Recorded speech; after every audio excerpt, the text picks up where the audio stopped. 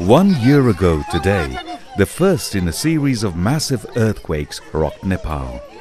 Nearly 9,000 people lost their lives in the disaster. Over 20,000 people were injured, many critically. As many as 450 aftershocks have shook the country since. Nepal ranks among the most earthquake-prone countries in the world. Yet, a disaster of this magnitude had not struck Nepal for the last 80 years. And when it did, Nepal was caught unprepared.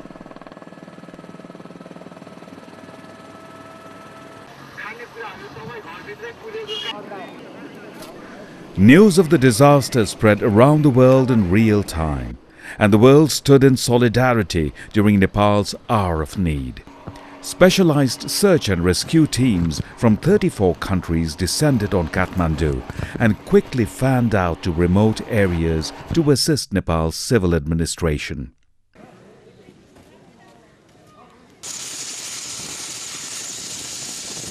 Nepal's security forces won high accolades for their professionalism. Thousands of young Nepali women and men, many who suffer tragedies of their own, volunteered to reach out to the less fortunate. Nepal's friends abroad contributed generously in humanitarian relief. Are you happy with? In all, the earthquakes upended the lives of 8 million Nepalis, nearly a third of the population.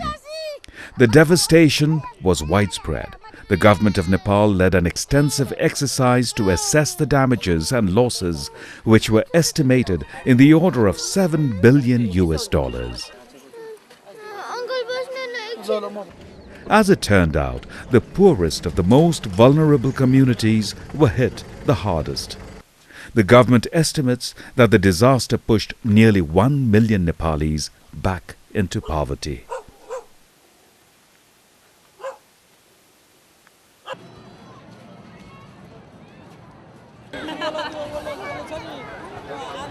In June last year, exactly 2 months after the first earthquake, 56 governments and international organizations came together in Kathmandu and pledged over $4 billion in reconstruction assistance. The World Bank Group was among them. We plan to offer substantial financial support. Subject to our board's approval, this will consist of $200 million for housing support to the poor in the most affected areas, and $100 million for public budget support and to strengthen the financial sector. We will also reallocate millions of dollars in undispersed money from our Nepal portfolio based on the results of the joint post-disaster needs assessment. From private homes to public infrastructure and farms, businesses and historical monuments, hardly anything was spared in the wake of the destruction. But from the government's own assessment, the reconstruction of rural houses stood out as one area of greatest need. Early on, the government estimated that over 500,000 homes were destroyed in the earthquake, and it called on the World Bank to assist in the area of priority reconstruction. 1 year on, Nepal's earthquake survivors are still trying to come to terms with the disaster. Many have found solace in their legendary spirit of community. Many others are still trying to reclaim their livelihoods, and it will be years before their lives will return to normal. दिदी एकजना फुपू एकजना र बजे एकजना ती 12 गतेको महाभूकम्पको कारण घर भत्केर ठिचिँदा मर्नुभएको. Unfortunately, the earthquakes were not the only crisis to hit Nepal in 2015. The economic and social consequences of the 4-month-long border crisis starting in September 2015 have been widely reported. But from a recovery standpoint, the acute shortage of fuel and construction materials, along with the government's preoccupation with managing another set of public hardships, presented severe logistical challenges and delays. To its credit, Nepal continued to plan for reconstruction during this adversity. International organizations, NGOs, charities, and even ordinary people stepped up to support an extended relief effort.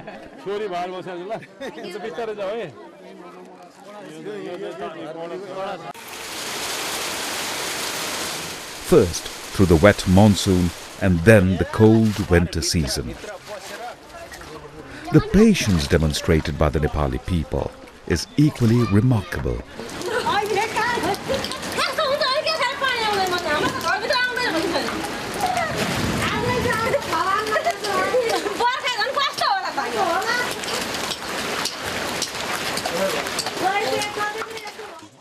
Soon after the earthquakes, the government of Nepal promised 200,000 rupees each to families rendered homeless by the disaster. To make good on this promise, the government of Nepal, with the assistance from the World Bank and other development partners, designed the Earthquake Housing Reconstruction Program. The program is designed around certain core principles. The first principle is equity.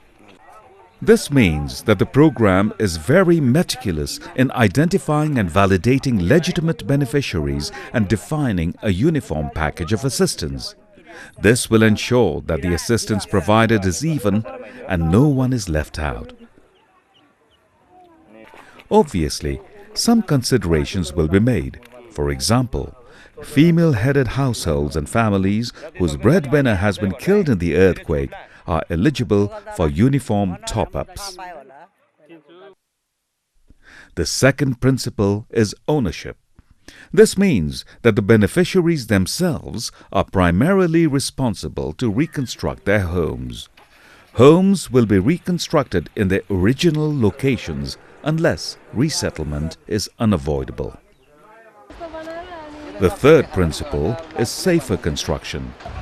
This means that beneficiaries will be supported to build back better so that houses are more resistant to future earthquakes. The subsidy will be paid out in 3 installments. Each payment will be subject to certification by competent technical personnel in order to ensure that the funds are used to build houses according to safer standards, using local materials and enhanced traditional construction techniques. अब बनाउने घर पनि हामीले भैँचालोले भत्किने बनाउने हो र कमसेकम अब बनाउने घर त भैँचालो ठेक्ने बनाउनु पर्यो अब त्यसको लागि ती परम्परागत मिस्त्री हाम्रो डकर्मी दाइभाइहरू जो हुनुहुन्थ्यो अब उहाँहरूको पनि सिप अभिवृद्धि गर्नु पर्यो उहाँहरूले गरिरहेको तौर तरिका के हो र त्यो तौर तरिकामा के थप्नु पर्छ भनेर हामीले विभिन्न किसिमका तालिम कार्यक्रमहरू सञ्चालन गर्दै छौं अब त्यो तालिम पाएपछि अनि बल्ल उहाँहरूलाई थाहा हुन्छ कि हामीले यति चीज चाहिँ गल्ती गरेका रहेछौं अब यसरी बनायो भने भैँचालो ठेक्छ भनेर त्यसैले यो सबै चीज गर्दाखेरि समय लिन्छ. The fourth principle is transparency and accountability. Housing grants will be deposited directly into the bank's accounts of the beneficiaries. Every check issued from the government treasury can be tracked by the government's budget tracking system and reported for third-party verification. I would say transparency and accountability are some of the most important design principles of the Housing Reconstruction Program. We, the World Bank, are working with the government to ensure that housing reconstruction grants are directly deposited into the bank account of the verified beneficiaries. Sometimes people don't have bank accounts, but we help them open one. We are also helping the government fine-tune its budget management information systems. This means that they can track and monitor the transfers of money in real time. And the expenditure report that can be generated from this system could be used for the third-party verification later.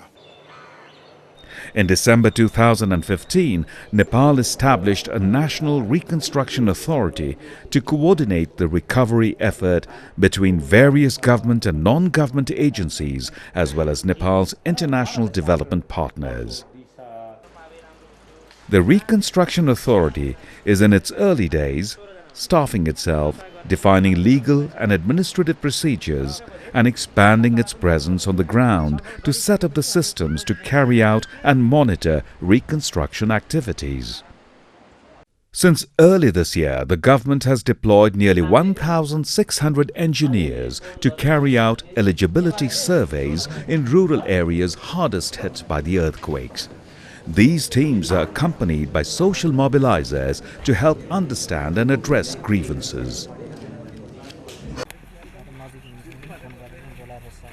As of April 1, 550,000 houses have been technically assessed for earthquake damage. The teams are progressing at the rate of 20,000 additional houses a day, and the government expects to complete the damage survey by the end of April. In late March this year, the Reconstruction Authority puts its systems to test during a pilot rollout in one community in Singati Bazaar in Dolakha district, the epicenter of the second major earthquake. Bank accounts were set up for beneficiaries who never had one before. पैसा पाइन्छ भनेर बनाएको आशाले अनि यस्तो सरहरूले यस्तो दिनुभयो अब पैसा पाउँछु होला भुइँचालोले के गर्यो ए सर भुइँचालोले त बिजोग बनायो नि सबै यो एउटा घर गोड केही राखेन खाने चिज लाउने चिज केही राखेन आँडो भाँडो केही राखेन क्या सर बनाउनु पर्ने लो रोजा घर कुन हो Design options and cost estimates for safer standards in reconstruction were widely shared.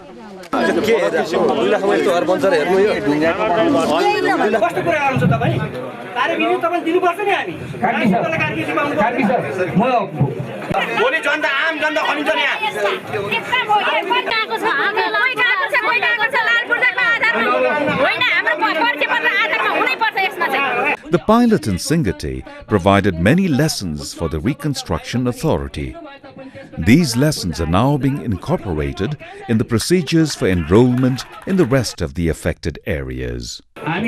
परमेसँग काम पनि गर्दै जाने पुनर्वारको काम पनि गर्दै जाने त्यसपछि गएर जाँदा त्यो समस्याका कुराहरूलाई पनि समाधान गर्दै जाने विधि प्रक्रियाहरूलाई पनि टुङ्गाउँदै जाने यो एउटा प्रक्रिया अवलम्बन गरौँ भन्ने चाहिँ हामीले ठान्यौं र चाहिँ त्यसो गर्दाखेरि जसको चाहिँ एउटा चाहिँ घर बनाउनु पर्ने चाहिँ अवस्था छ त्यो चाहिँ कागजी हिसाबले समस्या छैन त्यसलाई चाहिँ अगाडि बढाउँदै जाउँ. The ceremony in Singati even marked the Reconstruction Authority's first participation agreements with the beneficiaries. आज मलाई शिवजीले रक्षा गरे जस्तो लाग्यो किनभने सबभन्दा पहिला मलाई शिवजीले नै घुमाएर ल्याएको हो अनि त्यसकारणले हजुरहरू पनि आउनुभयो अनि मैले पाएँ अनि पाएपछि मलाई सन्तोष छ. अब के गर्ने त यो पैसाले अब आधी घर बनाएको छ आधी घर बनाउनु छ त्यसकारणले त्यही खर्च त्यही गर्ने घरमै गर्ने हो.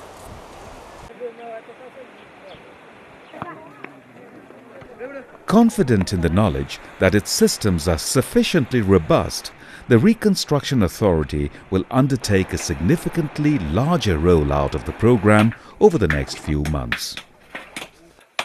No one can tell when or where the next big earthquake might strike in Nepal.